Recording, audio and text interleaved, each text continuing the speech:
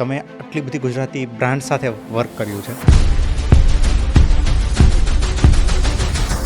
એના જે ઓનરો છે, જે ફાઉન્ડરો છે, એમનો બિઝનેસ માઇન્ડસેટ કેવો છે, ગુજરાતી બિઝનેસ માઇન્ડસેટ કેવો છે? આ વર્લ્ડ મેં મોટીથી મોટી કંપની જોઈ લો, એના સક્સેસનો એક રીઝન આવું છે કે એ કન્ઝ્યુમરને બહુ સારી રીતે ઓળખ્યા છે. બ્રાન્ડિંગ મીન્સ એક બહુ સારો તમારી પાસે લોગો છે, એક સારું વિઝિટિંગ કાર્ડ છે, એક સારી વેબસાઇટ છે, બસ આટલું તમારી પાસે છે અને સારું એક પ્રોડક્ટ છે તો એનું પેકેજિંગ છે, મીન્સ ધેટ્સ મીન્સ બ્રાન્ડિંગ. આવું લોકો વિચાર, પણ એક્ઝેક્ટલી બ્રાન્ડિંગનો મતલબ શું છે? બ્રાન્ડિંગ નો બેસિક મિનિંગ આવું હોય, what is the perception you want to create about your brand. આજે 5 લાખ રૂપિયા રોલેક્સને ઘડી ખરીદ્યા છે, એનો ટાઈમ આવી ગયો છે એ બતાવવા માટે તમને ઘડી પહેરે છે, પણ તમે વિચારો એ ટાઈમ જોવા માટે ઘડી નથી ખરીદતા. બ્રાન્ડિંગ ઇઝ એક્સપેન્સિવ, એડવર્ટાઇઝિંગ બહુ જ એક્સપેન્સિવ છે, પણ જો ઓછા બજેટમાં કોઈ નાની એવી બ્રાન્ડ છે જેને ઇમ્પેક્ટફુલ બ્રાન્ડિંગ કરવું હોય તો પોસિબલ છે ખરું આજના સમયમાં?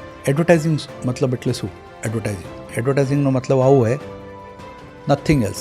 એ તો તમે નિગ્લેક્ટ નહીં કરી શકો. તો આમાં મોટા નાના બજેટની વાત ના હોય, પણ આમાં is not the ratio of expense. કેટલા લોકો સુધી તમારે પહોંચવું છે એ બજેટ ત્યાં નિર્ણય કરે. Not the game of expense, it is the game of कितने लोगों तक आपको पहुंचना है. That is a very important thing in advertising.